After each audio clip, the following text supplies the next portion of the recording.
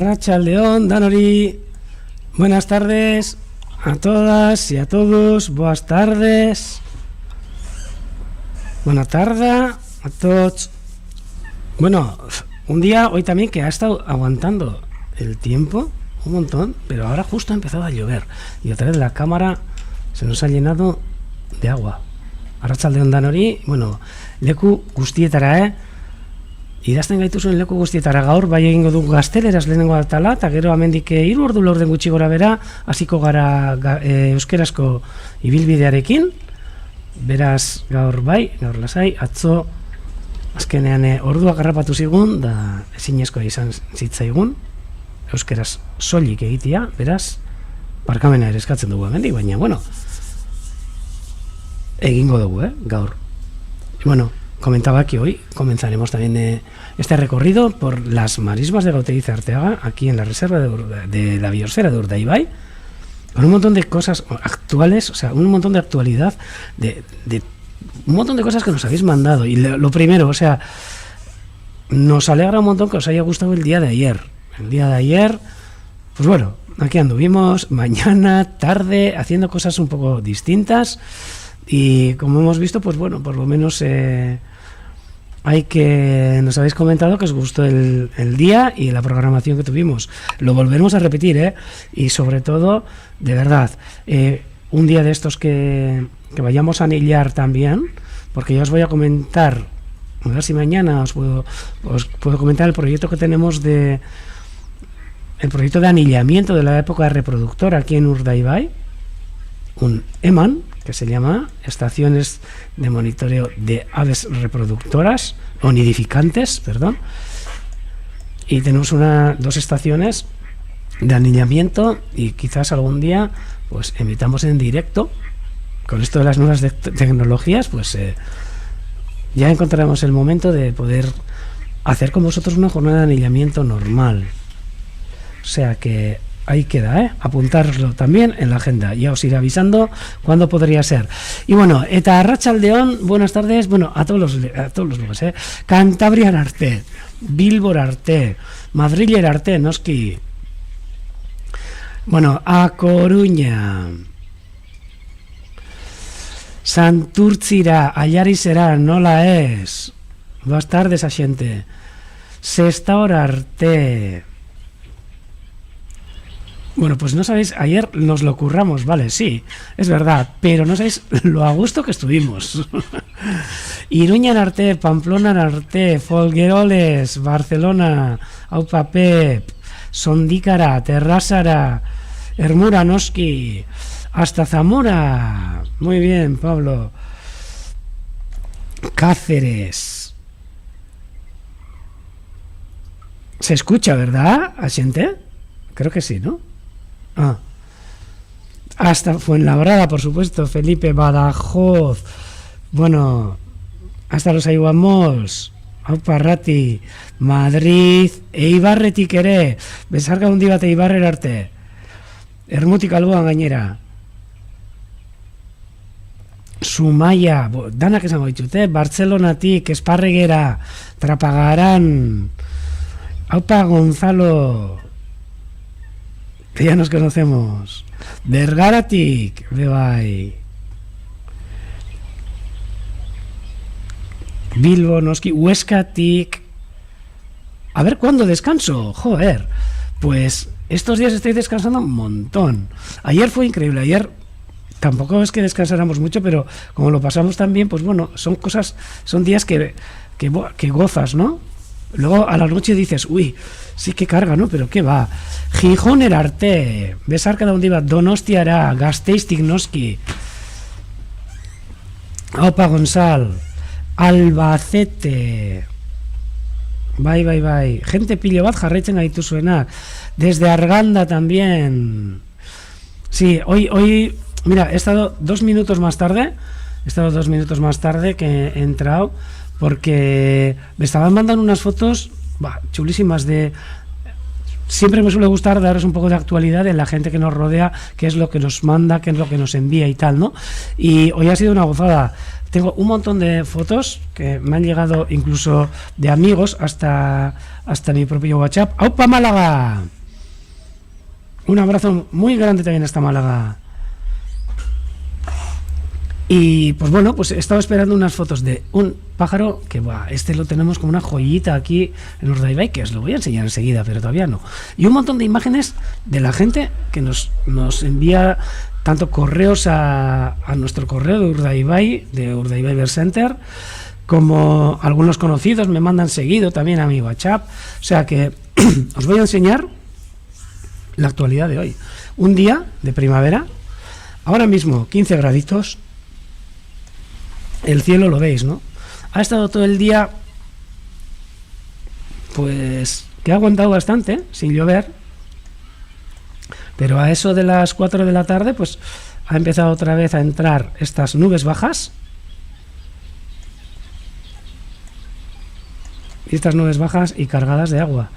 Como podéis ver, aquí veis a San Miguel. A ver si la gota que está justo nos deja ver. Si no, le puedo dar también un ataque de estos, de un speed dry de estos. A ver, voy a hacer la prueba, a ver si cae alguna gota, ¿vale?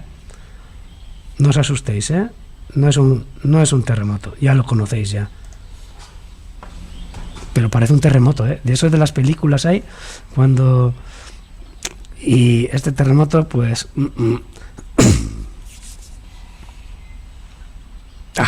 Mira, se nos ha quedado la gota en el mismo sitio.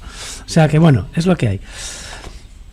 Y bueno, sí que me comentabais que solo conocíais mi voz, pero bueno, yo no tengo ninguna vergüenza en salir en ningún lugar. O sea que ayer, pues en la jornada de anillamiento, pues claro, por supuesto tenía que salir alguien también. Y pudisteis conocer también a otros dos compañeros que son Vicente y Rowan. Para acá tú, ¿eh? Hoy estoy además con la garganta un poquito tocada, pero bueno, seguramente será porque ayer no callé. Pero bueno, pudisteis conocer también a compañeros nuestros que también participaron, por supuesto, en la jornada de ayer. Y veis todas estas nubes bajas que ahora mismo están cubriendo la ermita de San Miguel, Ereñosar, el monte que tenemos aquí, que se puede divisar desde toda la reserva de la biosfera de aquí de Urdaibai. Y un día, ¿qué os voy a decir? Pues típico. Un día típico de aquí, del País Vasco, y gracias a estos días, pues, estamos tan verdes, ¿no? Bueno, no es que estemos verdes, somos tan verdes. ¿Veis? Un día gris. A la mañana ha estado bastante bien, pero luego ha empezado a llover. No hace frío, desde luego, 15 graditos. Teníamos miedo de que las temperaturas bajaran un montón y pudieran afectar también a estas aves que están ahora empezando a... Muchas de ellas, insectívoras, que están empezando a hacer los nidos, ¿no? O que tienen los nidos ya en marcha, como las golondrinas, los aviones comunes. Aquí avión zapador aquí en Urdaibai no lo tenemos. Ayer lo pudimos ver, pero lo pudimos ver en un día de migración que pues pasaba por aquí, ¿no? Seguramente dirigiéndose hacia el norte, ¿no? Es que ricasco, Marisol, sí. Tenemos ahí un programita que está en la aventura del saber. Ahora no tengo el link aquí a mano, pero si encuentro, si queréis, os lo mando. Mira, desde Londres nos comentan, Alberto, que hace frío o ha hecho, pero por lo menos no les llueve, ¿no? Aquí podemos decir que no tenemos frío, pero que está lloviendo.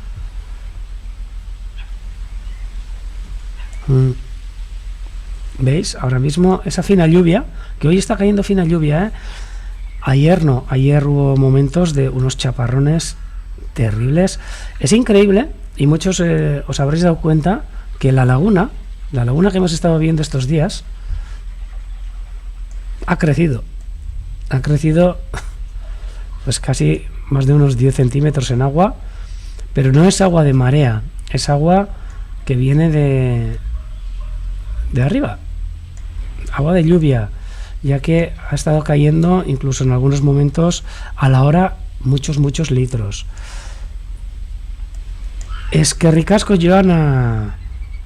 Joana nos ha enviado, sí, creo que es ese, lo de la aventura de saber. Y veis que hoy la cámara nos va a dejar un poco, pero bueno, ni un problema. ¡Buah! Sí, y además mira, aparezco yo ahí. Uf. Sí, sí, es esa. Bueno, no sé, creo que es esa. No, esa no. Puede ser también, no sé. Y bueno, veis que hoy, día gris, medio nublado, con la cámara empañada, pero con un montón de noticias nuevas. Y os voy a enseñar cómo por ejemplo, estos postes que los hemos visto hasta hace poco con los cormoranes, fijaros qué poco les queda para estar cubiertos, ¿no? Esos cormoranes que solían estar aquí día sí, día también, que ahora ya se han ido para el norte, aunque queda algún juvenil. Y este islote de las espátulas que, prácticamente ha desaparecido. Y aquí podéis ver una de las espátulas, por lo menos para saludarle tenemos una de las espátulas. Las demás seguramente ahora que está la marea baja, como siempre solemos comentar, ese efecto que tiene la marea, pues en estos momentos está en el exterior. En el exterior, que muchas veces, cada vez que hablamos, ¿no? Pues la gente nos pregunta, oye, ¿y qué es eso del exterior, no? Pues el exterior del estuario, os voy a enseñar alguna fotito. Mira, os voy a empezar además, a ver, un segundo. El exterior, mira, esta es, ahora, la foto que os voy a enseñar, esto está cerca del centro, un segundo, ahí veis. Esta es la zona del molino, el molino de mareas. Ahora está renovado, pero este tenía su encanto también, así como estaba. Es el molino de mareas que está pegado al centro, está muy cerquita. Y este es el meandro del estuario, pero aquí estamos en lo que es la marisma interior. Aquí vemos, mirad, los posaderos que utiliza el águila pescadora, que están cerca de nosotros. Esta es la marisma interior, pero me gustaría enseñaros también lo que es la marisma. Mira, este es el molino. Esta es otra foto chulísima de ese molino que tenemos aquí en Gauteng y Sarteaga. Un molino de mareas, ojo, un molino de mareas, que sus piedras de moler trabajaban con el agua del mar.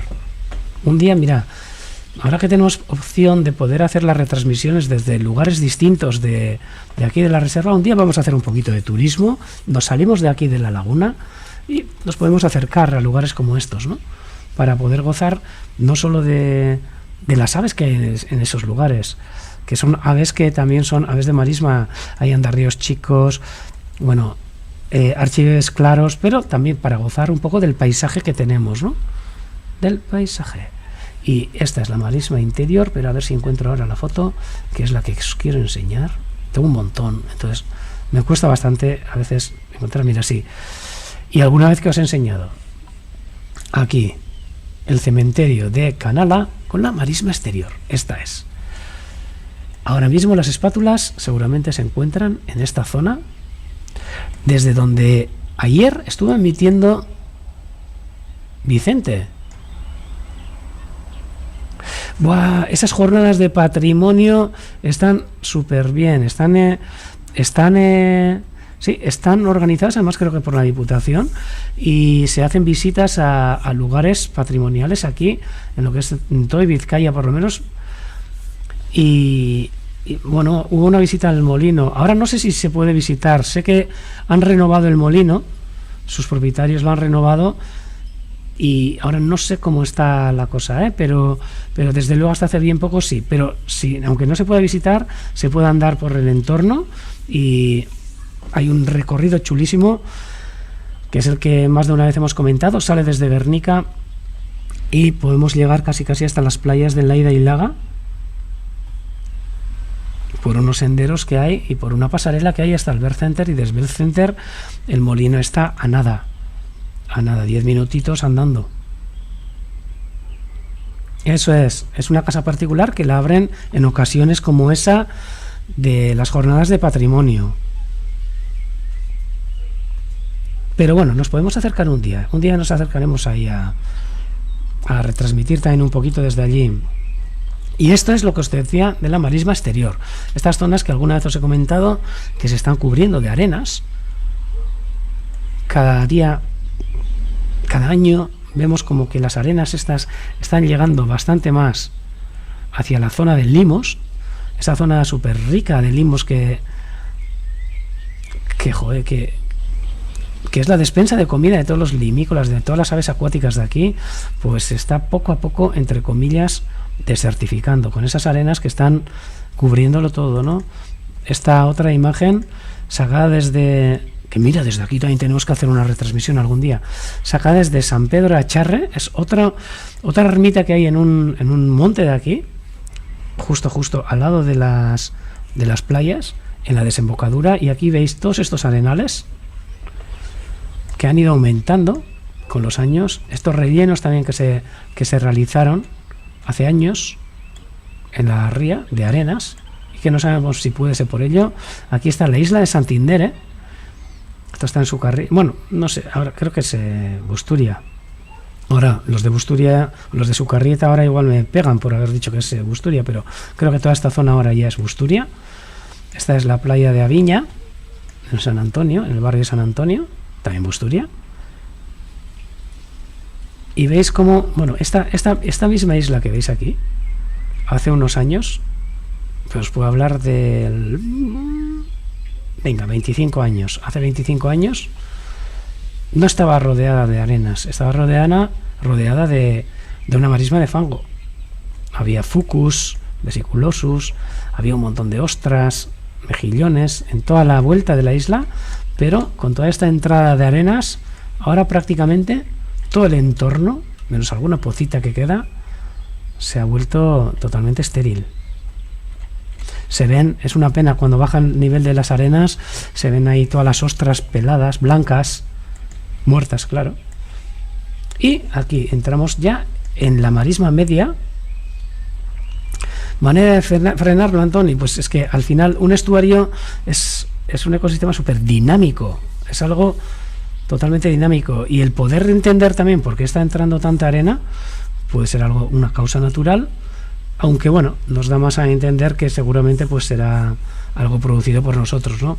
No creo que tampoco pueda ser por lo que es todo el puerto de Bermeo y demás, por construcciones nuevas, no se han hecho desde hace muchos años, porque muchas veces cuando se hacen espigones y demás, pues se cambian las corrientes, y esas corrientes pueden derivar en traernos arenas que podéis ver aquí, un verdadero aluz. Mira, os voy a poner como presentación para que podáis ver que como todas estas zonas, desde lo que estáis viendo ahora, antes eran lugares de fangos arenosos puede ser, pero fangos.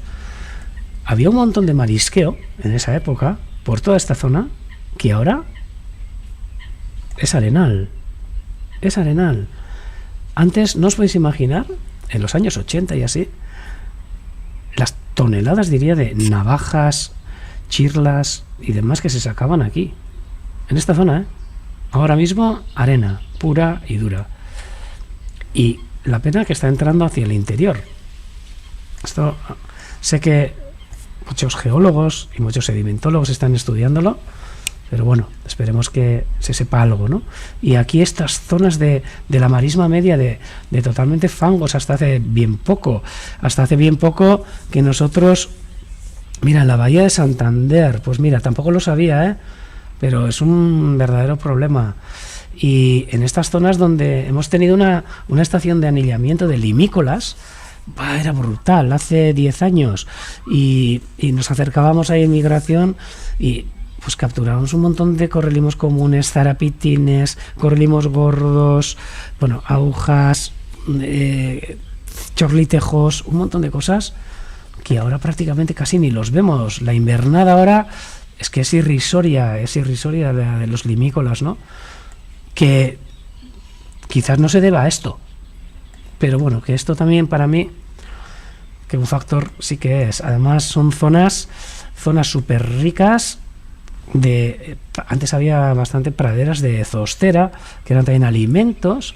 Sí que tengo fotos antiguas para comparar, las puedo enseñar, pero bueno, a ver si tengo tiempo, pero os voy a preparar también algunas fotitos. Y sí que tengo, sí que tenemos del Google Earth. Hay una serie, bueno, no del Google Earth, perdón, son ortofotos del gobierno vasco, sacadas desde los años 40, creo que era 40, sí, los primeros, el 40 y pico, que no os podéis imaginar que todas estas zonas que ahora veis, estos fangos, eran terrenos ganados al mar, eran polders. Un paisaje distinto, con otra actividad económica, en el que, por ejemplo, este encinar tan espeso que veis, que es una pasada, es como si sería una laurisilva. Antaño todo esto estaba pelado, sobre todo por el carboneo que se realizaba en estos montes, ¿no? En estas moles calizas llenas de cuevas, simas. Es una gozada. Es una gozada. Y San Pedro de Acharre, que ahora no os puedo enseñar la ermita, ¿no? Pero es que es desde donde está sacada esta foto, precioso el lugar. Pero bueno, ya os voy a comentar cositas de estas, me lo apunto. Y por lo demás, pues bueno, sí que me gustaría contaros la actualidad de hoy, porque hoy, ya os he dicho, muchas de las aves, pues aparte de esta espátula, hoy había unas 12 espátulas que no he podido subir el censo, pero nada más terminar lo subo. Esta espátula ha quedado, pero había unas 12 espátulas hoy, muchas de ellas jóvenes, que estarán en esos lugares, en estos que os he enseñado ahora, alimentándose en marea baja, pues con todos los invertebrados, pececillos, carramarros o cangrejos pequeños que hay. Y ahí nos ha saludado el ruiseñor bastardo. Bonitísima excursión, sí, Melanie, desde Acorda mismo, desde Ibarranguelu, o si no también desde Canala, que luego quizás os enseñe cómo se puede subir a este lugar increíble. Ahora que el confinamiento va poco a poco cediendo paso un poco a la libertad, ¿no?, de movimiento, pues los días que podáis acercaros, aunque sean los de la provincia, y si no, pues dentro de un poquito más tarde extra provincia también, pues os voy a enseñar por dónde se puede subir. Además, un itinerario chulísimo que se va por un encinar increíble, o sea, donde se puede ver de todo. Mira, José nos comenta aquí que como chirlas, un montón de chirlas, navajas, se podían coger antes un montón, ahora de verdad no queda. Desde Canala enseguida os voy a enseñar, Melanie, enseguida. Primero, un poco la actualidad de hoy. A ver, hoy nos han mandado un montón de cosas. Primero, voy a destacar, bueno, voy a dejar al final lo más chulo. Bueno, un saludo le tengo que mandar desde aquí a todos estos vecinos que colocan estos comederos en sus casas y que luego además gozan con lo que les viene, ¿no? Y a ver si podemos ver aquí, voy a poner como presentación. ¿Veis aquí un comedero de cacahuetes hechos por ellos, eh? Y estaba aquí. ¿Sabéis cuál es? Está totalmente pixelado, pero es una foto sacada. Además, es un amigo mío. No sé cuántos años tendrá, 9, 10 años, no sé. Inar, que le mando de aquí un saludo a Inar, que desde su casa está controlando este comedero y se haga unas fotos chulísimas, y nos ha mandado aquí en el comedero un pico picapinos o quillandía. No sé si lo veis, se le ve aquí lo que es la parte ventral roja con estas rectrices blancas y negras. A ver si en la siguiente foto, mira, aquí se le ve acompañado de un herrerillo en el comedero, No sé si llegáis a ver, ¿eh? Es un picapinos, sí. Un picapinos que se le acerca todos los días al comedero a comer cacahuetes. Oquilla un día, pico picapinos. Spotted Woodpecker, creo que es en inglés. Solo que no sé lo que he hecho con la guía, que me la tendría que acercar por ahí, pero ahora mismo no la tengo aquí. O sea que, bueno, un abrazo desde aquí a Iñar, que todos los días está al tanto de lo que se le acerca al comedero, ¿eh? No, no es una pupa. También tiene fotos, hace poco me dijo que me iba a mandar de alguna upupa, de alguna abubilla, arguio yarra, pero no es el caso, ¿eh? Este es un picapinos.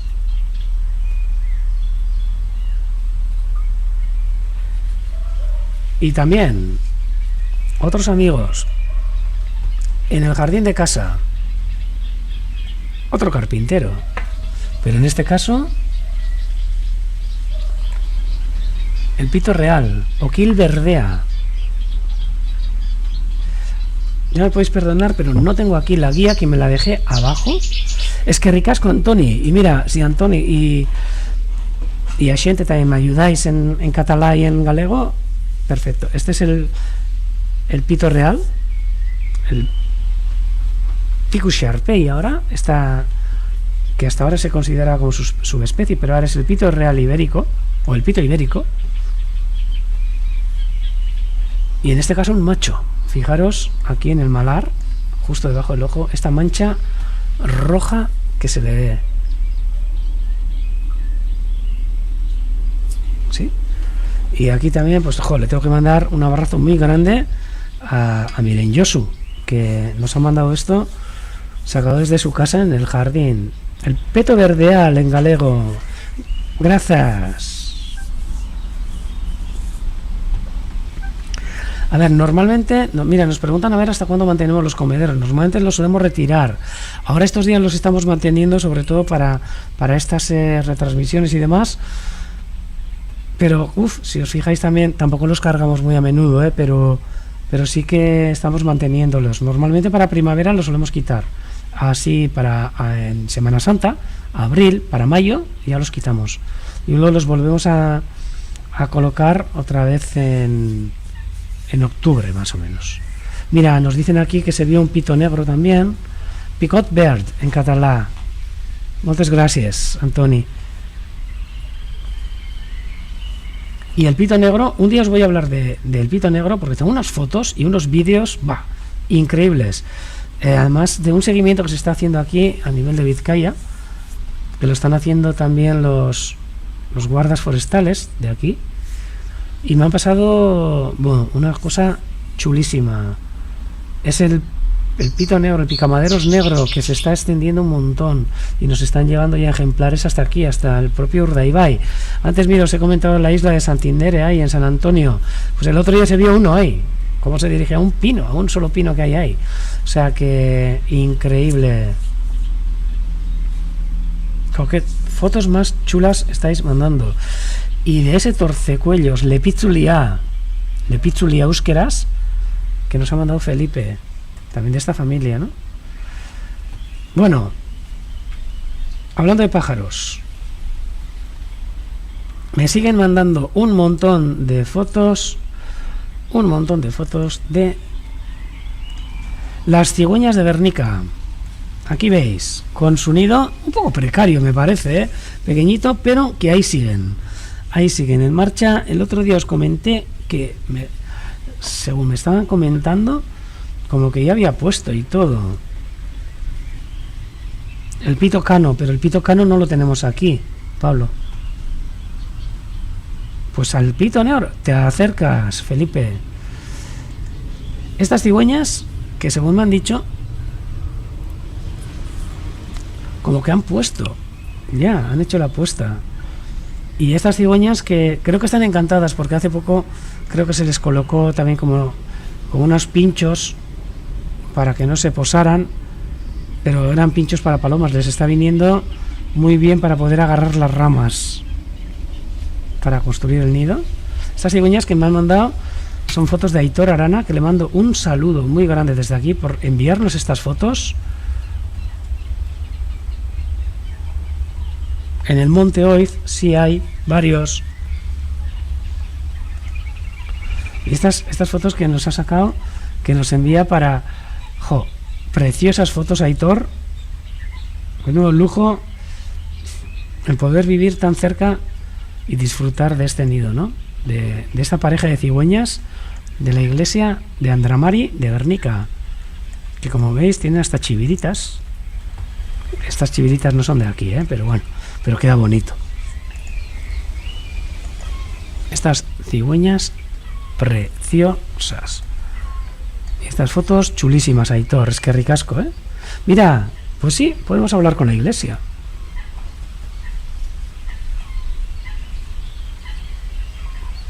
Sí, les tenemos que dar un abrazo increíble. Aparte de las cigüeñas, a ver, otro amigo que nos ha mandado unas chulísimas fotos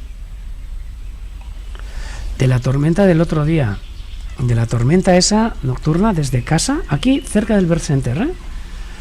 Un amigo nuestro que estuvo intentando sacar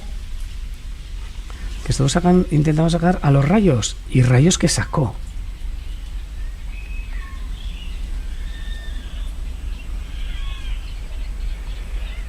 Y mira, lo que nos dice Iñaki, que se están viendo bastantes pícidos últimamente, y pues por supuesto, seguramente esa plaga del pino y así tiene mucho que ver. No solo eso, aparte de que en los últimos años yo creo que hay pinares que son también muchísimo más maduros, ya no se echan como se echaban hace antaño, porque antaño pues la madera hacía precio, ¿no? Pero luego bajó bastante el precio de la madera. Y pues hay muchos pinares que incluso tienen 50 años que todavía siguen ahí. Algunos pinos que están ya secos. Entonces pues el hábitat para los pícidos se ha abierto exponencialmente en muchos casos.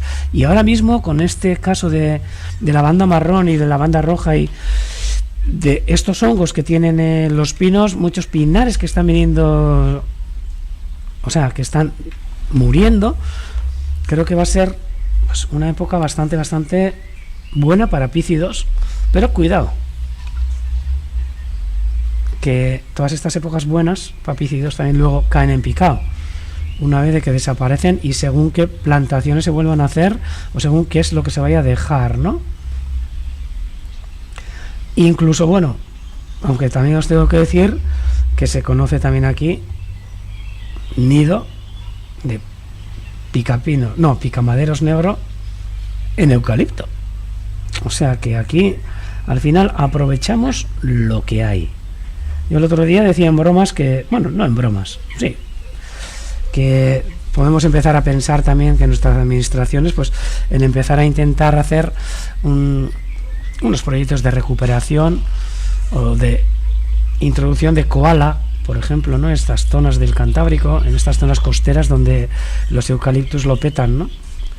Un koala que en sus zonas de origen está de verdad capa caída, y aquí pues sí, pues aquí pues lo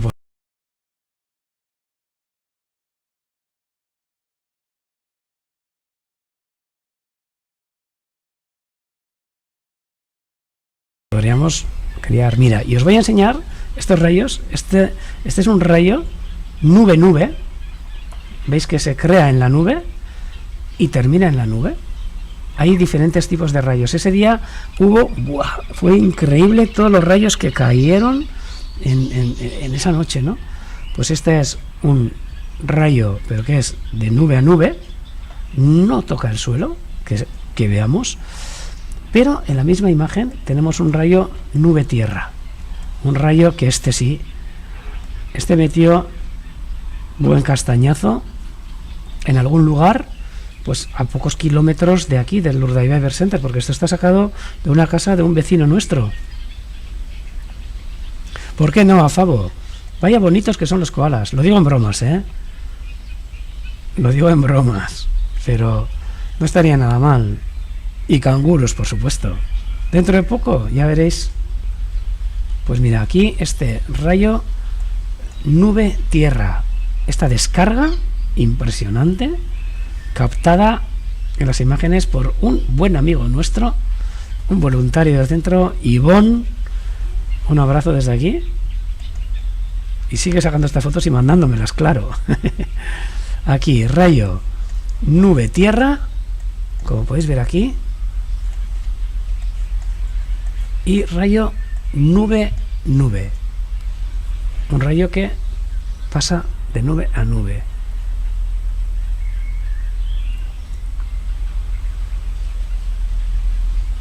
Tienes razón, Pedro. Y otra fotito también que nos ha mandado de estos rayos.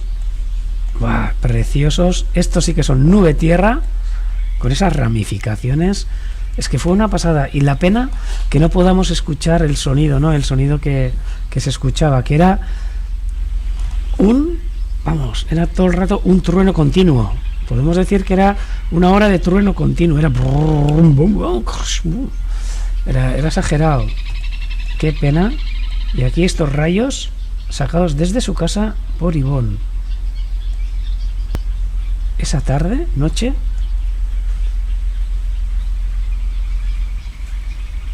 estos rayos nube tierra que descargan así, pero aquí estos rayos de nube a nube,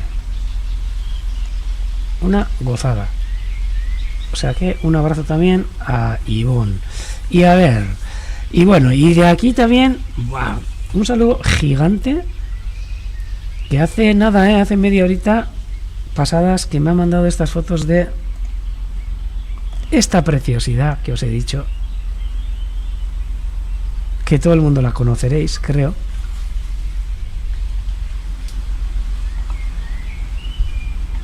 Carpintero en euskera, Raimundo, bai, okila euskeraz. Lehen ikusi duguna, okil berdea izan da. Gero, okil handia ere, eta okil beltza, ontxe, egon gara hitz egiten. Okilak. Joe, Violeta, menuda fotaza que nos ha sacado. Y ahí, según veo, no sé si no es el ratón de Guetaria. Qué chulada. Con ese rayo, además. A ver, y este pajarito, a ver. ¿Qué? ¿Me contaréis algo? Turca. No. Sí, es una tórtola. Una tórtola europea, Jonan. Bye, Gonzalo. Pues esta imagen se ha sacado hace 3/4 de hora. Justo. Por eso he llegado un poco tarde, ¿eh? A las 7. Hoy, perdón, a las 6 menos 10 me han hablado un compañero nuestro y un buen amigo, Oyer, que nos ha podido sacar esta foto de este tórtola europea en la huerta de su casa en Muxica. Una de las pocas que podemos ver aquí. Es increíble el bajonazo que ha tenido esta especie. Hace muchos años se hizo un programa de seguimiento y monitorización de la tórtola europea en cría aquí, en Euskadi, y prácticamente desapareció. Ahora mismo yo creo que, no sé si en Vizcaya queda alguna criando. Yo diría que no. En Urdaibai desde luego no. Y las vemos en contadas ocasiones, sobre todo en estas épocas, en mayo, a finales de mayo, principios de junio, que no sabemos si son tórtolas que están un poco alteraditas, ¿no? Porque hacia el norte, quizás se dirigen hacia el norte, pero en el norte también es una especie que está desapareciendo a marchas forzadas. Sabemos que mucho que ver tienen porque, por ejemplo, sabemos que en el sur, por ejemplo, sí, bueno, no son de la misma familia que las palomas, son columbiformes, sí. Mira, ahí está la tórtola turca y enseguida os voy a enseñar una. Y la verdad es que en el sur sabemos que las poblaciones se mantienen, poblaciones nidificantes, en Marruecos también se mantienen, pero en lo que es el resto hacia el norte está desapareciendo a marchas forzadas.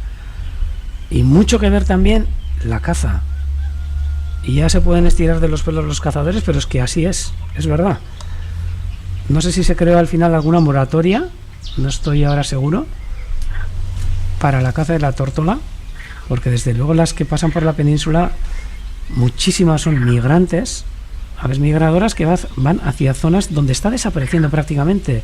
Si nosotros aquí en El Paso nos las cargamos, pues en sus países de cría desaparecen totalmente. Inglaterra, Francia, Alemania, bueno, Suecia, es increíble el bajonazo que están teniendo. Son una de las aves más amenazadas de nuestra fauna, y somos tan felices que las vemos muchas veces en paso y creemos que hay un montón. Pues no señores, no señoras, que no es así. Vamos a darnos cuenta que no es así.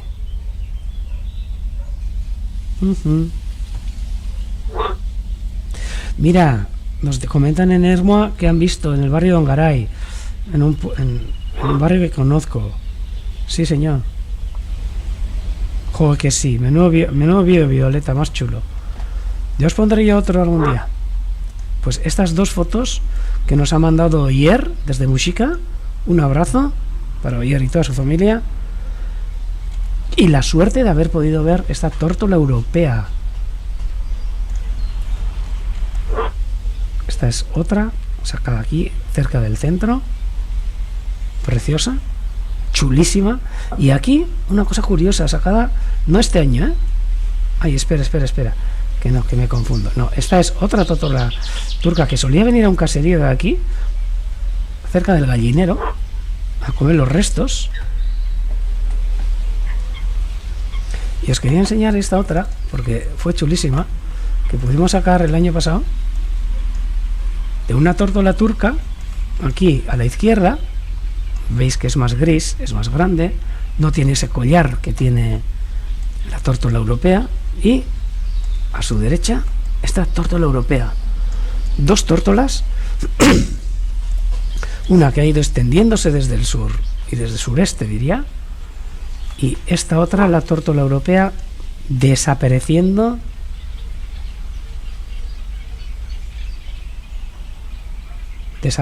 a marchas forzadas. Sé que se mataban unas 800.000 tórtolas europeas en la península. Vergüenza nos debería de dar. Pero bueno, las multas se pagan. Pero bueno.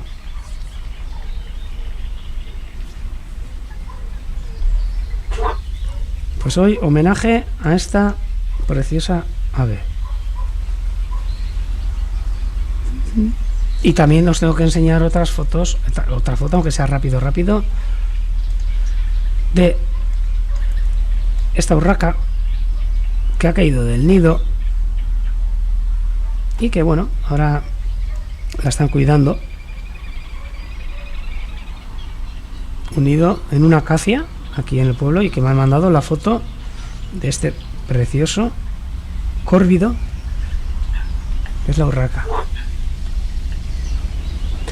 Ahí en Londres sí que tenéis, ahí va, mira, voy a pasar al live, porque están llegando ahora mismo espátulas, garcetas, creía que eran espátulas. Mira que han empezado a llegar ahora garcetas comunes al islote de las espátulas. Creía que eran espátulas, estas garcetas que dentro de nada ya estarán en Nízaro. Y bueno, y con estas imágenes de... Ay, Melanie, se me ha olvidado ponerte el camino hacia Canala, pero lo apunto, de verdad, te lo pongo, Y con estas imágenes de estas garcetas que acaban de llegar, yo voy a pasar a la retransmisión en euskera. ¿Podéis seguir? Y si no, pues fins demà, hasta mañana, y hasta mañana. Y si no, pues aquí seguiremos en euskera. Intentaré decir todos los nombres de lo que vaya hablando también en castellano, catalá y en galego. Y una abrazada molt fort a tots. Y hasta ahora, fins ara.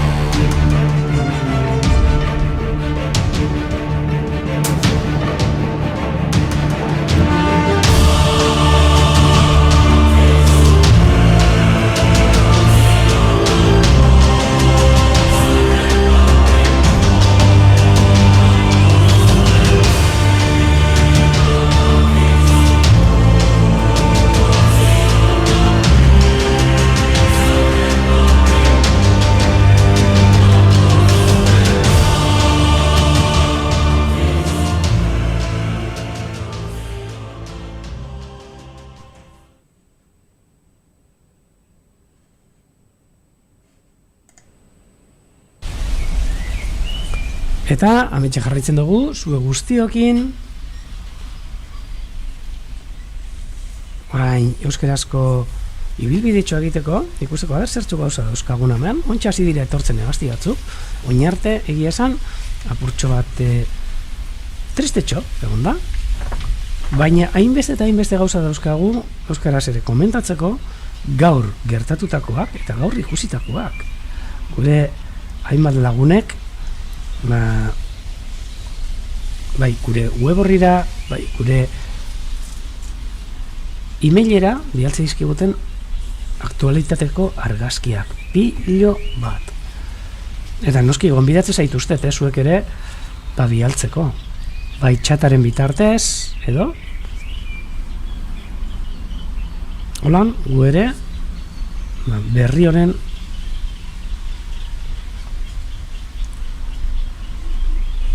berri hauekin, mintzat, zueri hainbeste gauza erakusteko prest ikuiko gaituzu. Hemen ikusten dugu, ontxe, lehen mokosabal bat bakarrik egon da, ikusten duzu gainera, komentatu dudala lehen, nola hemengo urmaelak izan diren euriten ondorioz, gutxi gora bera, 10 zentimetro gutxi gora bera, igo ditu, ez da marearena, batez ere jauzitako euriarena da, izan ditugun ekaitzak eta hemen ikusten ditugu orantxe 3 lertxuntxo txiki, Martinet Blanc, Garzeta Komun, Garza Branca, eta betu Javi komentatzen digu, ia hemen egingo duten abia, hauek hementxe egingo dute abia, eta gainera beraietariko bat, behitu, zue fijatu zaitezte lertxuntxoaren ezaugarrietariko bat da, hainka horiak dituztela. Baina, bezalkada handi bat hemen di, Santurtzira arte, Andoaina, hainbeste lekura, eta ikusten duzuen nola lertxuntxo txikiak, hankak horiak dauzkaten, hainkak edo atzaparrak horiak,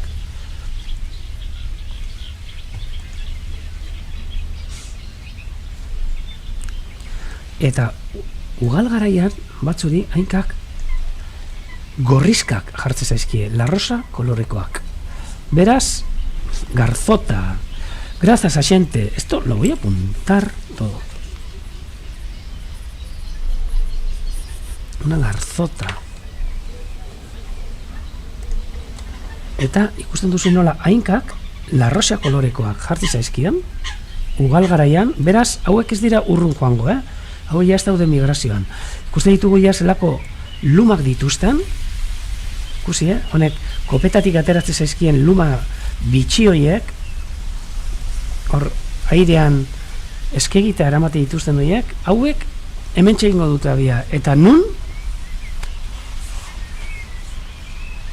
ia eskua zutan jarriko neuke Izaroko Irland daukate lertxuntxoek, kolonia bat, ontxe ja dagoeneko martxan egongo da, eta urtero jarraipenak egiten dugu, aurten ere bertara joateko asmoa badaukagu, aukera daukagunean eta hurbildu gaitezkenean, behintzat taldean, bi gutxienez, Irlara baimena lortzen dugunean, Irla horretan hurbiltzeko, eta hantxe egingo dugu lertxuntxoen jarraipena. Benetan, leku zoragarria, Izaro, ikerketarako eta bakarrik alda bertara hurbildu, naiz eta batzutan jendea hurbiltzen da, baina gaizki egin da, bertan hegazti kolonia oso potentea dago, ez bakarrik lertxuntxoak, lertxuntxo txikiak, lertxuntxo itzainak, baita ere ekaitz txoriak, baita ere kaio hankaoriak, ubarroi motxodunak, guzti horrek Izaroko irratxoan. Beraz, hauek migrazioan orain ez. Orain dagoeneko ja abia itera, inguru honetara.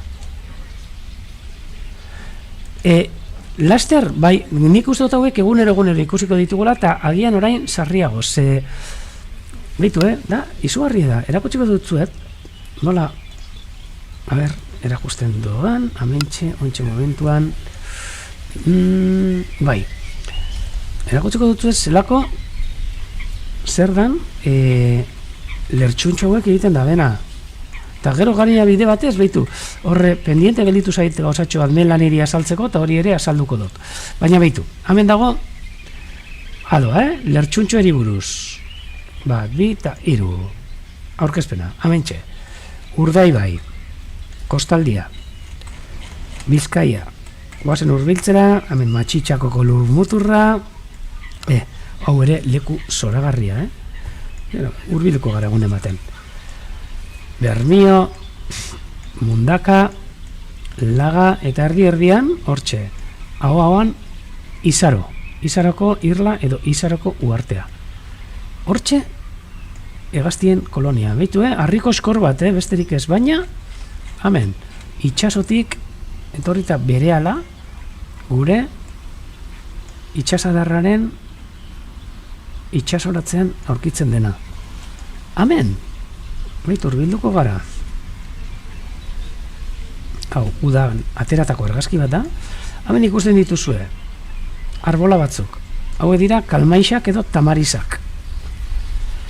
Hiru lau daude, hortxe, gure lertxuntxoak abia egiten duten lekua.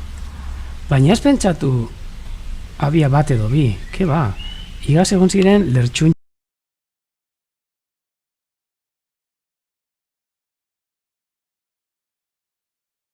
arrunta, lertxuntxo txikiarenak, adibidez, basta gizem bat izango zian, 20 bat, edo gehiago.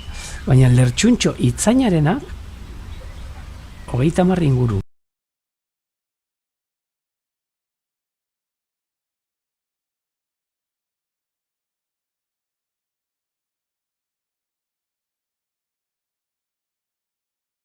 Beraz ez dira ikusten, baina bestela erakutsiko dutzu eta hemen ikusten dan Izaroko lertxuntxoek. Jakin ere, jakin behar dugu irla honetara ezin dela joan, Ai, Javi, eta hori egia da, Bueno, egia esan, hau paradisu bat da, Neri, elitzaidaka inportako hortxe, pare bat astetxo, igarotzia, leku zoragarri baten, lasai, Hegaztien konpainiarekin. Bueno, egiten ditugu, ze eraztunketa kanpaina daukagunean, baimena daukagu bertora ikerketan etortzeko, eta astetxo batetako egonaldiak egiten dira. Izaran askoz bela saiago. Gaur goizean, Gernikara jaitsi behar izan dut, eta hortxe ja ikusi ditu ja, tabernak ere irekita batzuk, baina jente pile bat kalean, gaur, Merkatu plaza. Gernikako azoka. Eta hemen ikusten dituzue, horretan lekuetan, kaioen abiak. Hortxe, puntotxoak ikusten diren lekuan, abiak. Kolonia oso polita Izaron daukaguna. Eta noski, Mundakatik gertu, surfa egiteko olatu ezin hobiak. Eta komentatu dudana, hau, aterako dut amendik, segundo bat, Izaron, ondo, hemen abia egiten dute, baina janaria nondik ekartzen dute, egunero, itxasadarrera hurbiltzen dira, lertxuntxoak, beraien butxea bete egiten dute, eta janariz beteta daukatenean berriz ere Izarora txiteri jaten emotera. Egunero, hainbat bidai. Beraz, nik ez dut uste ez ditugunik ikusiko, agian gehiago ikusiko ditugu hemendik aurrera. Eta gero ja, txitak kaskontzen direnean, egazazten direnean, zer esanik ez. Eta orain azaldu behar diot. Zeren egun gara hitz egiten, San Pedro Atxarreri buruz, Atxarreko ermita ametxe ikusten duzuena, hor tontor horretan,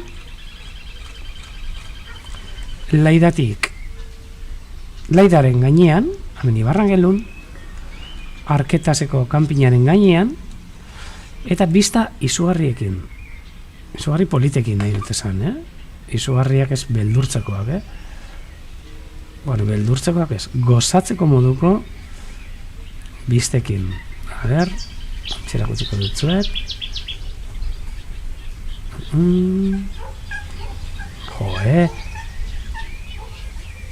Hainbeste argazki dauzka, eta gero, aurkitzeko eta adios.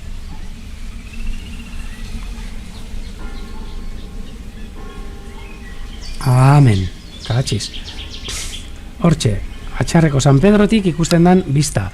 Lehen egon gara saltzen, nola kanpoko inguruan, itxasarreko kanpo aldean areatzak dauden, gero barrualderantza hemen Santindere irla, eta nola hemen ere okil baltza ikusteko aukera izan zen, hemen Busturiko lekutxo honetan, San Antonio Kondartzaren alboan, eta barrurago nola dagoen padura, erdialdeko padura, eta hemen Artadia eta Artadiaren tontorrian, hementxe, mendin muinoan, Atxarreko San Pedro. Eta komentatu dut, esango nuela, nondik joaten den. Eta Melanik, galdetu dit gainera, eta Melaniri erantzungo dio, te contesto Melani, ¿por dónde se puede subir a San Pedro Atxarre? Por dos sitios, Akordatik eta Kanalatik. Eta ontxe erakutsiko dutzut, Beitu. Hemen San Pedro, hemen Akorda, eta Akordatik bertora iristeko oso errez iristeko bide bat dago. Hemetik ateratzen dana, eta mendian barrena, hemen hurbiltzen gara leku honetara, eta 20 minutuko, ez, 20 minutu edo, ordu laurdeneko bidea. Baina, Kanalatik, beste bide polit bat ere badago, kanala da, Gautegi sartea, hemen dago Urdaibai Beber Center, Lekeitiorako bidea, Hondartzetarako bidea hartu, jarraitu itxasorantza, jarraitu Kanalako auzoa gurutzatuko duzu, Kanalako auzo benetan, polite, ditu, hemen ikusten duzue, bide batez dana erakutsiko dutzuet. Hemen dago Kanalako Liza, eta frontoia, eta hementxe Lizara pegatuta hilerria. Hilerri hori da zoragarria. Baitu, hau da Kanalako hilerria. Hilerri polit bat, eta bistak dituenak, zoragarriak. Horra, Kanalatik jarraitu horrera, eta Kanala pasatuta ondoan, aurkituko zarete Kanalako jatetxearekin.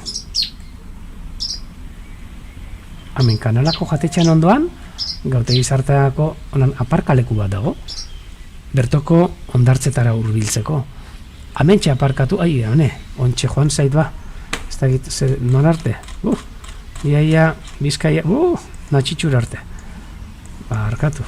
Jesus Maria. Batzutan ematen du biziri daola.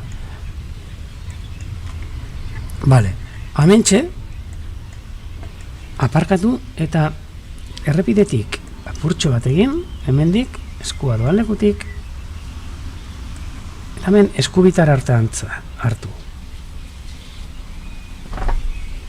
Goruntz, eta hemen sartze zarete Artadian. Dana seinalizatuta dago, jarraitzen duzu hemendik, eta hemen dago bide bat, hemen zerbait ikusten da hor, Artadiaren artean, jarraitzen da bidea, Artaditik zoragarria benetan, bidea. Hemendik gora, hemendik jarraitzen du, eta gutxi gora bera, ordu erdi bueltan, hemendik parkatu, urrundu egin naiz. Hemendik Artadiaren erditik, ordu erdi pasatxo, 3 ordu laurden, San Pedro Atxarren. Oso bidei polita, gero gainera jaisten badozu, berriz? Bera, etorri, Kanalan bertan txakolitxo bat hartu, edo Laidara hurbildu, eta Laidan ere badaukazu ez, holan bai Arketan, bai laida bertan, hainbat taberna pintxo bat jateko eta txakolitxo bat hartzeko eta bide batez, jente askorik ez badago eta aukera badaukagu, bainutxua ondartzan. Ez da plantxarra, Ez da plantxarra. Eta hause nahi nuen esan,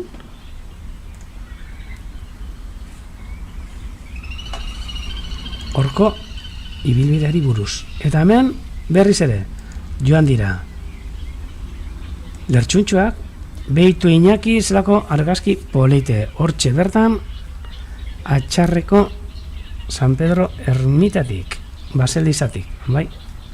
Elegantia benetan, Bueno, eta hain, goazen bueltatxo bat ematera, bakik, tristetxo daula, marea behan dao, baina hainbeste gauza ikusteko, eta gero erakutsiko dutu edaz, lehen erakutsi dituden argazkiak.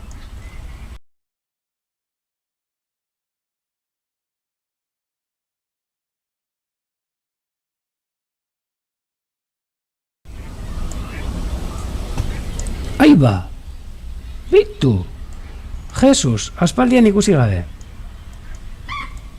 Ahate bat, bai. Baina iparra atea. Ana de Friso. Anek Griset. Katalanez.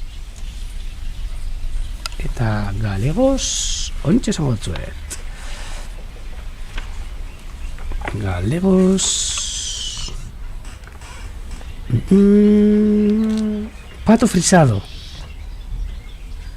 Hau, arra, behitu aspaldian ikusi barik, Toma. Pato sin cento. Jo, axente, esta guía la voy a tirar. El behintzat galegozko izenak kenduko ditut. Es mucho más bonito, pato sin cento. ¿Y por qué? Y aquí me pone pato frisado. Euskeraz iparratea. Amenarra, Ana de Friso, Anek Griset. Eta ez dakite mea gondan alboan. Bai, dotorea, bai. Ala, estan izan, baina oin ez da ikusten, agar urbilduko naiz. Hemen iparratea, hemen dago iparratea ontxe ikusten duguna. Hemen ahate murgilari emea, lotan, uretan. Gatwell, bai, parkatu, bai, Alberto, Gatwell. La voy a quemar, sí, desde luego, aunque es la mejor guía que tengo, pero con los nombres, desde luego, en galego no me acierta ni una. Y me gustan mucho más los nombres que nos dices tú, axente, muchísimos más chulos. Eta hemen, murgilari arrunta, Camon Pochard, ingeleses, porrón, común, gazteleras, es porrón europeo, parkatu, porrón europeo, gazteleras, morel, caproch, catalanes, eta pato chupón, según me pone aquí a xente. Hau, emea, the female. Hemen, basateak, labanko, eso sí. Eta, noski, hemen, gure laguna, txistu. Parrulo chupón. Jo,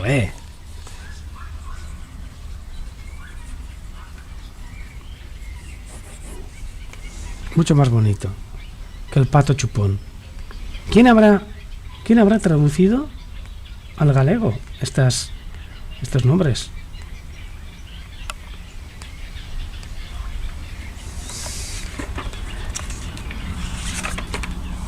A ver, eta uste dut el asubión, sí, ¿no? Asubión da ahate txistularia, anexulado, silbón europeo. Amentxe ikusten duzuena? Son preciosos, de verdad, Violeta. Tamen ikusten duzue, gure artean galditu den, hartxo hau. Eta orain hasiko gara gainera ikusten, basateak, lumaje aldatzen hasten direla. hasiko dira aldatzen lumajea eklipse koloretara, ikusten duzu egia kolorea galduko dituztela, marroi bihurtuko dira, ikusiko duzu egun gutxitan, ze askar egingo duten, Hemen ipar, beitu, iparratea, basatea, ahate txistularia, eta hemen, horratzean egon da, hementxe, murgilaria, lau, ahate mota, ez dakigu zertzetak gurekin jarraitzen duen, baina badezpada emango dugu osteratxo bat, hortxe, kopeta zuria,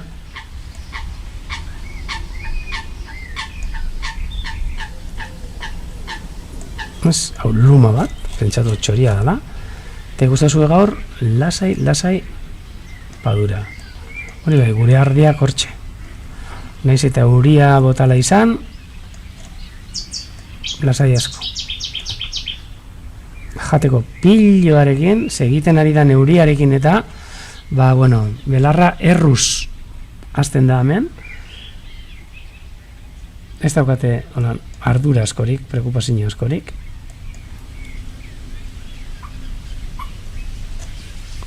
Pata subión europeo.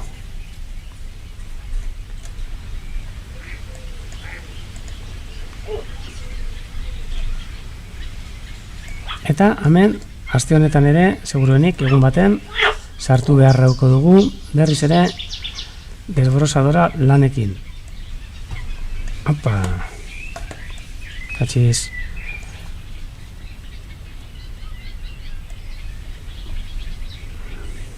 Bada espada, begiratuko dugu, inguru guztian, ia, limikolarik edo beste egazti bidagoan. Eta bentxe zerbait ikusi dut, ze izan da. Aiba, behitxu, ze polita, gutxitan ikusi dugu, Oingotan, behitxu, ahatetxoak. Ez da ginen dagoen ama, baina hemen, bi ahatetxo, basateak izango dira. Tibiribirin. Ui, hau kopeta zuria, hori ez da ama. Adios, hone galduta da bizala. Asko da, ba? Txio, behitu zelako karrera. Iopa! Behitu. Karrera, ikusi dugu. Bat, bi, iru, lau. Jo, zelako abintzara dadramaten ahatetxua, pai. Honek, urten barriak. Aber nun dago euren ama, ze bakarrik ikuste ditut, eta oso arrarua da. Aiba, hortxe, biluriko bailon, hortxe dantzan. Eta honek, arrapaladan lau, amaren bila, ibiliko dira, baina nora joan jake da, ba? Ikaratu ditugula, ematen du, hola, zako arrapaladak egite dituzten.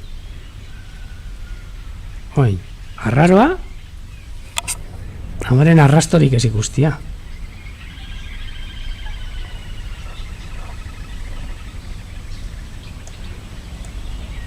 Ze arraroa. Ze ahatetxo hauek amabarik, ez dute aguantatzen, ez da ordula orden. Azte maldin badira kaioak etortzen, lertxunak. Zelako abintza da daramaten. Aiba, beste bat, agertu da, oin bost, 6, 7, hamentxe, hamendik ibili behar da ama. A ber, bat, txarango ditugu, 2, 3, 4, 5, 6, 7, 8, 8 gitxienez. Eta ama, adios. Ontxe bai, gauza bitxia.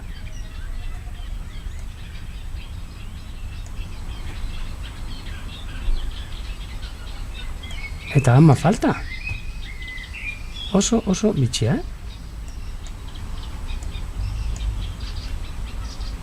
baina ama egongo da, nonbait, zebestelan hauek danak ezin dira bizi, holan.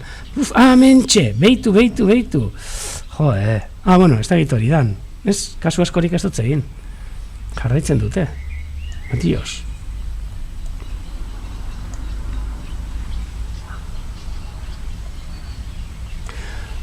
Oso independiente ikusten dira, Ontxe galduko duguz. Jo, 8-9 atetxo. Bakarrik. Bueno, ama hortik eukiko da, Dinonik. Oin, batek daki.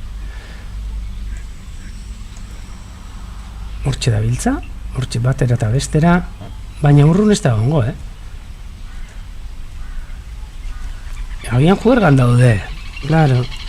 Hauek ere, ja amen, hau izango da ama, seguruenik, ontxe dator. Ba, hori izango da, bai, zeberaen alboan daoz. Bueno, baina, ostras, apurtxo bat urrundu dira, Oso ausartak benetan.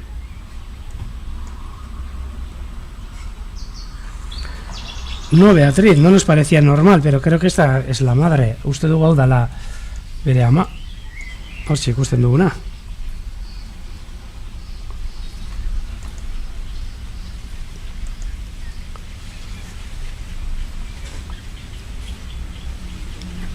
Gainera, bakarrik egonda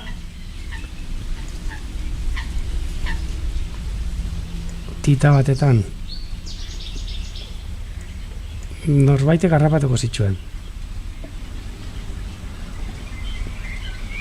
Kaioak, lertxunak edo. Mai, ba, usto tardio ondo da hola, zei ez dugu ikusiko joka.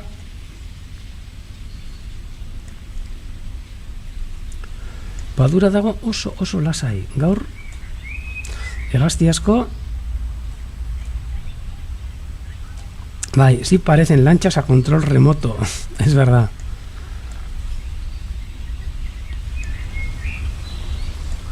Un sin vivir, es verdad. Beti dago zerbait. Que si la focha coja, el pobre txistu, egoarekin, eta ontxe, los patitos huérfanos, umezurtz gelditutakoa.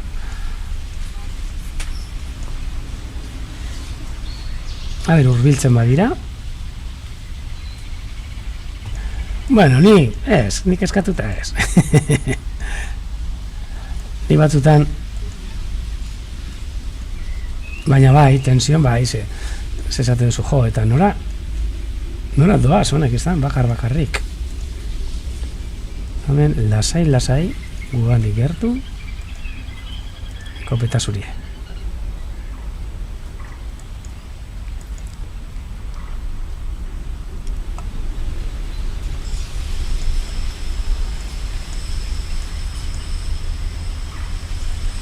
Ikusten duzu zela nazten den belarra, eta nola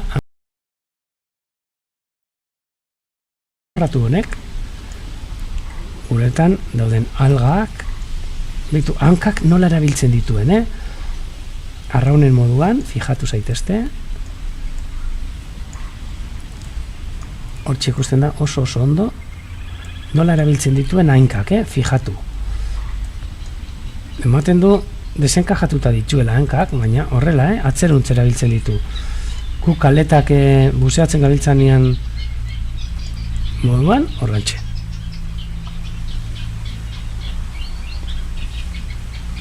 Ematen du dantzan dagoela uraren gainean. Bai, ontsa salduko dutzue Gernikako zikoinena, ontsa erakutziko dutzue. Gernikako zikoinak itzel. Abia aurrera daroe, ja plataforma egin dute, eta esalten dutenez, arraultzaren bat jarri omen dute.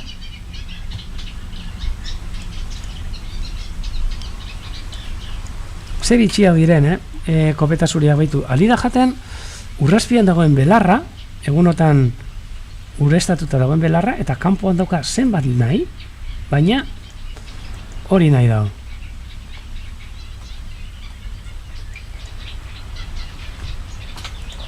Baitu, ez lako lasai, nola murgiltzen dan hankekin. Eta baina sarratu edo ginda, zerbait dator, besteren bat. Horrela jartzen direnean, Bai, bitu, arrotu eginda. Hemen, movida. Txan, bronka. A ver, ez, igual, baina arro jarri da, ufa. Hor, lehiakide bat agertu zaio. Baina jarraitzen du. Egunotan dabiltza, hala, oina astu daia, eta alga batzu jatera. Txita kontxe ikusiko ditugu.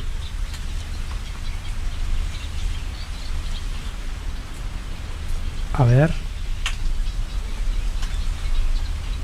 Honantza etorri dira, baina ja batek daki norarte joango ziran.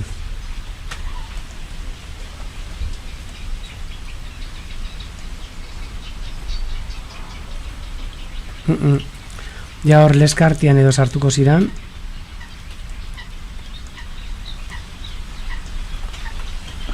Hemen agatea, baina ez txitar konturik baina ez da ikusten.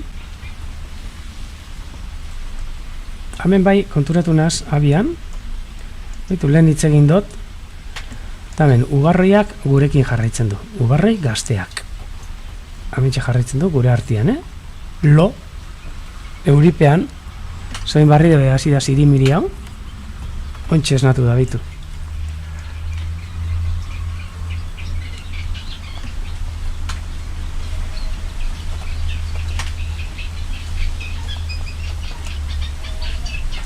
Hortxe, arrantzalearen abian.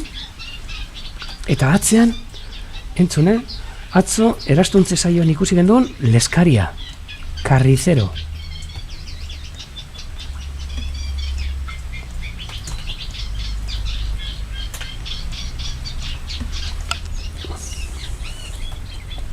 Hau bai, ez dut uste fallatuko dudanik.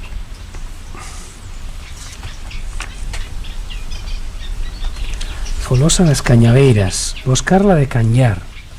Atzean entzuten dana, Atzo erastuntze saioan ikusi genuena, Krik, krak, krik. Hortxe da. Tamen lehen ikusi dugun kopeta zuria, baina ja, uretatik kanpora,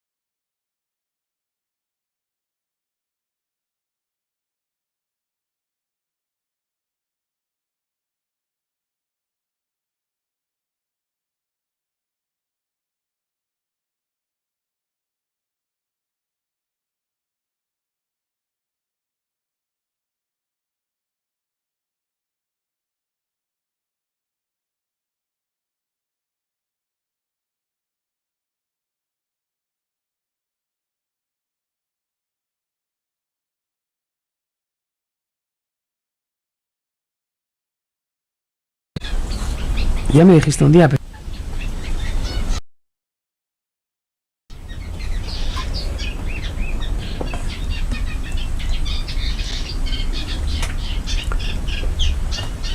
¿Moztu eginda?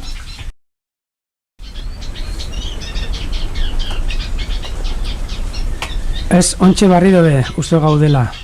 Jo, interneta. Bai, uste dut ontxe martxan hasi dela barriro. Bai, hau, desde luego, buf.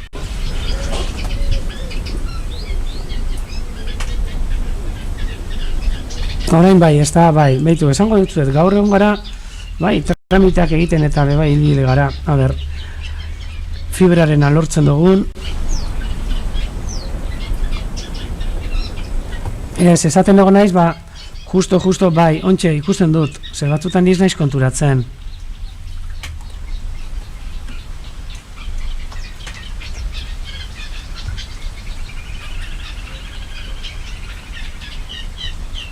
Bagian, baina hori mokozabalak ontxe iritsi dira eta ontxe zirimiria itxia botatzen ari da eta bai, hortxe gabiz internetarekin atzokoa ere ikaragarri izen zen eta hortxe hasi gara ba, kontaktuetan lortzen dugun behar den moduko fibra sartzea, mendik 200 metrotara daukagun fibra hori baina ikusiko dugu alegina egingo dugu behintzat, eta bueno, joan naizena esatera da ba gaur lagun pilo batek bialdu dizkigutela argazki pilo bat eta egon naizena esaten da bueno, eta eskerrik asko zueri guzti hori ze ikusi dut nola sartu zareten eta nola ba zuen korreo bat eman duzue Urdaibai Berzenterreko lagun moduan gauza pila bat botako dizkizuegu eta zuek atento egoteko eta ez hori bakarri baita ere botako dizkizuegu ba hemendik egiten ditugun horrelako oferta batzuk eta danetarik ikusiko duzue beti eukiko zaituztegu gauza guztiekin adi eta gaur ba, lagun batzuk hasi zaizkigu botatzen ba, Urdaibaiko korreo elektronikora hainbat eta hainbat argazki behitu, lehenengoa abentxerako txiko dutzu edana Mika kuna bat abiatik jauzitakoa atzo ikusi zuten orain, uste dut berai ezaintzen ari dirala baina abia gutxi gora bera 15 metroko altueran zaila jartzeko amen, Mika gaztetxo bat polite benetan, hau gure lagun batzuk arteagatik bialdutakoa beste lagun batek hemendik ere besarkada handi bat inarreri bere janlekua egunero kontrolatzen duen janlekua eta hemen argazki honetan bialdu digu hortxe kaskabeltz bat ikusten dena berak egindako janlekua artista hutsa baina kakauezen janlekuan beste txori bat okila handia pájaro carpintero esaten dana pájaro picapinos edo picapinos esaten dana hauxe okil handia spotted woodpecker uste dala spotted woodpecker ingelesez hauxe bialdu digun argazkia eta hemen beste argazki bat baitere kaskabeltza eta hemen okil handia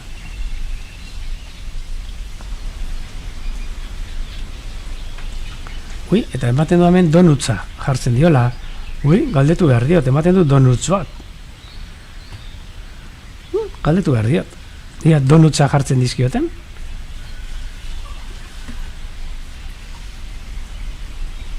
bai, egunotan internetarekin pazientzia asko hartzeko aukera daukagu bai beste lagun batek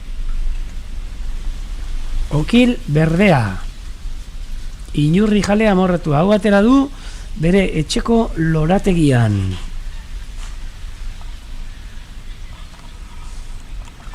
hametik ere miren Josuri besarkada handi bat eta mozu handi bat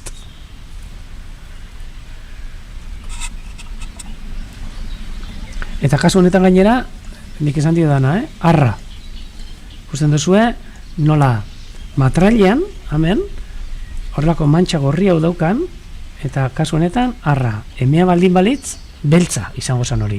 Kaskoa ez, burua gorrie, baina emeak beltza eta arrak gorrie. Ja, donutzak, eske esan duzu binaka, baina eske nik uste dut fijatu naiz eta bi daude, Beitu? Bi daude. Galdetu behar diot, donutza dian.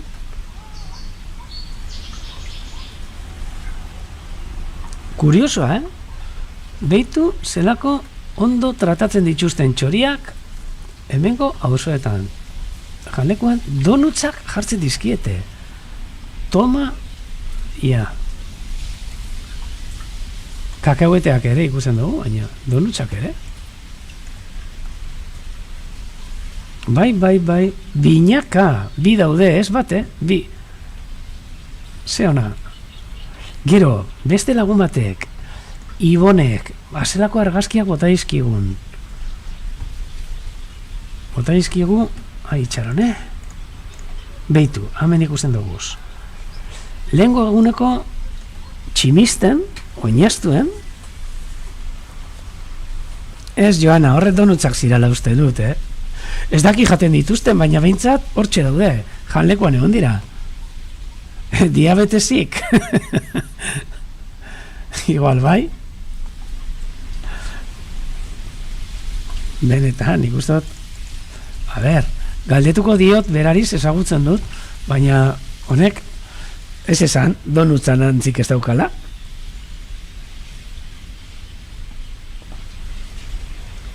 Ostras, txe, ze polita, okil txikia aspaldi ikusiz dugun lagun bat.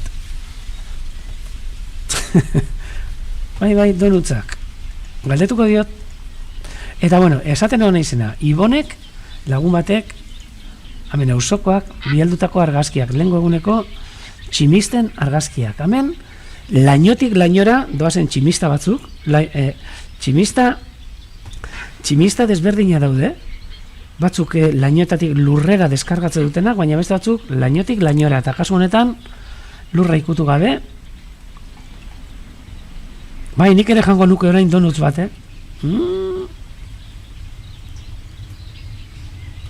Bai. Eta mentxe, lainotik lainorako tximista bat, eta lainotik lurrera tximista bat, honek deskarga polita bota zuen, eta seguruenik danbarra da itzela ere, botako luke bai. Aize ondo bai, ontsa momentuan donuts bat, olan kafesne batekin, edo. Bueno, bukatzen dugunean agian, segian. Gero, sorpresa, bueno, amen, beste tximista bi, lainotik lurrerako bi tximista, haren egun gauean ataratakoak. Ibon benetan artista, Artista.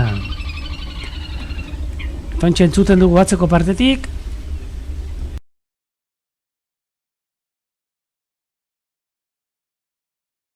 Gernikati Bermeora doan trena, edo Bermeotik Gernikara, noski. Bere etxetik, auzotik, ataratako argazkiak. Eta gaurko sorpresa handienetarikoa. Tatxan... Usapal arrunta. Hauxe, gaur, beste lagun batek, oierrek, bialdu diguna. Euren hortuan, Usapal arrunta. Gerota, populazioa gerota, eskasago da.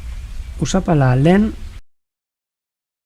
hemen abiagila zan, Euskal Herria meintzat, baina orain jeitsi da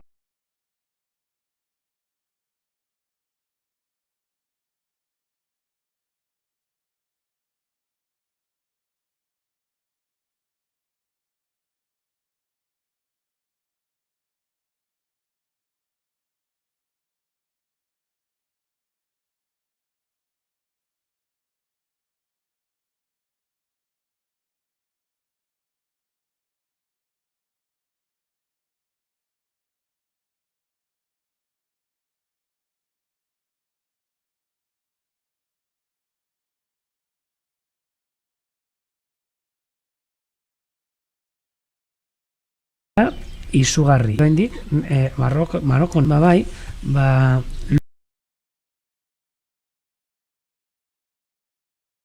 lur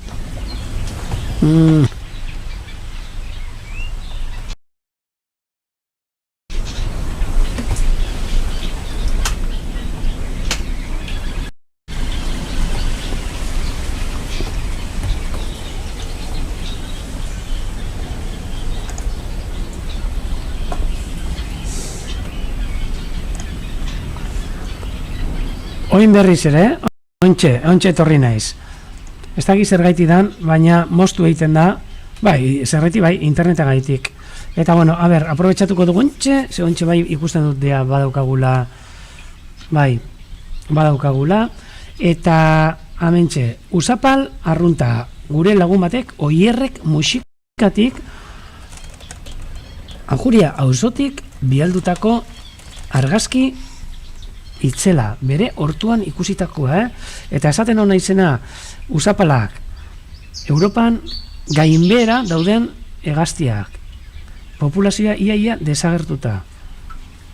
Hemen Bizkaian dagoeneko nik esango nuke desagertuta dagoela, Gipuzkoan ere esango nuke, Araban ez dakit, eta penintxula hegoaldean orain dinok eta Marruekosen eta hor bai, baina hemendik asko eta asko pasatzen dira, migratzailea dira, eta penintxulatik Europara bidean migratzaile ugari, bai Ingalaterrarantza, bai Alemania, Frantzia eta Eskandinaviarantza pasatzen dira Usapalak migrazioan, eta hasiera batetan, uste esan batez ere desagerpen hau, populazioen desagerpena batez ere habitat aldaketak eraginda dela eta nekazaritza ustiapenen aldaketak. Ikusi da ere, orain gaur egun, Europa iparraldeko populazio asko eta asko bertan bera doazela, batez ere hegoaldean egiten den eizare gaitik. Hemen, erruz botatzen dira, joan den urtean ere irakurri nuen 800.000 Usapal arrunt hil zirela, penintxulan, moratoria bat eskatuta badago Europatik ere, ze Europako herrialdeak populazio hori gabe gelditzen ari dira eta ikusten dute, hemen Espainian hiltzen direla, asko eta asko, beraz, kexu, multak ere badaude, baina orain dinok hor tramitean dagoen moratoria bat eskatzen, Usapala gaitik. Bai, Usapalak dira usoen familiakoak, bai. Hau da, Usapal arrunta, europearra, eta hauxe argazki bat, oierrek bialdutakoa, hemen beste argazki poli bat, behitu zelako begia daukaten, oso polita, hemen iduneko honekin, eta lumak, marroiskak benetan politek, hemen beste argazki bat, behitu. Benetan polite. Gu bakarrik hemen, azkenengoan, bakarrik udaberri ontxe, maiatza ikaina inguruan ikusten ditugu, eta ez dakigu nora esan dabiltzan hegaztia dira nola zer. Behituze argazki polita. Usapal arrunta. Eta, desberdintzatzeko seguk orain, beste Usapal mota batera ikusten dugu, hemen Usapal arrunta txikitxoa, eskumatara, Usapal turkiarra. Gure herrietan eta orain ohikoa dena. Grisagoa, ez dauka gorrizka kolore hori, polita ere, baina desberdina. Usapal arrunta, Usapal turkiarra. Usapal arrunta, gero eta gutxiago ikusten duguna, eta turkiarra. Eta bueno, eta irudi hauekin, bai horrelaka batzea egia da, irudi hauekin, nike biharrat esango dutzuet. Biharrat txaleko zeiretan berriz ere, kontu kontari biliko gara hemen ere, eta beste hegaztien beste gauza batzuk, edo, zuertatze zaiguna, egia esan ez dakizu zelan aberazten duzuen, txatarekin eta zuek bidalitako argazkiekin eta emanaldi hau zelan aberazten dituzuen, eta biharko, bai, prestatuko ditut holako osatxo batzuk, politak benetan. Komentatu dut ere, beste egunen batetan ere erastunketa saioa egingo dugula, naiz eta goizerako prestatu hori, eta bai, eta hemen, haupa labo, haupa sarri, bai. Jo, ez dakizue, nola, batzutan, atzo,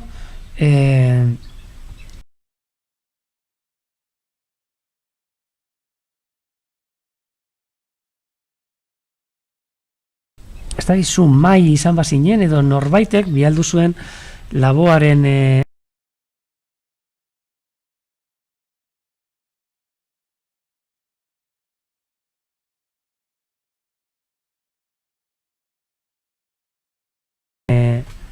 horlako, beraz, nahi duzuenen ere horrelako kantaketa sartu. Uste dut atzako kanta izan zela maite ditut maite gure bazterrak lanbroak izkutatzen dizkitanean. Bat, gustatu zitzaian, batez ere Kataluniako jenteari eta abesti hau. Beraz, nosi penean, sartzen baldin bituzue, kantak gustora asko konpartituko ditugu. Bezarkada handi badan hori, eta gaur ere, maite ditut maite, gure bazterrak lanbroak izkutatzen dizkitanean. Eta behitu, lanbroa daukagun oraintxe momentuan gure inguruan. Polita benetan. Behitu, zelako egun lanbrotsua eta polita. Gero arte dan hori, fin zara.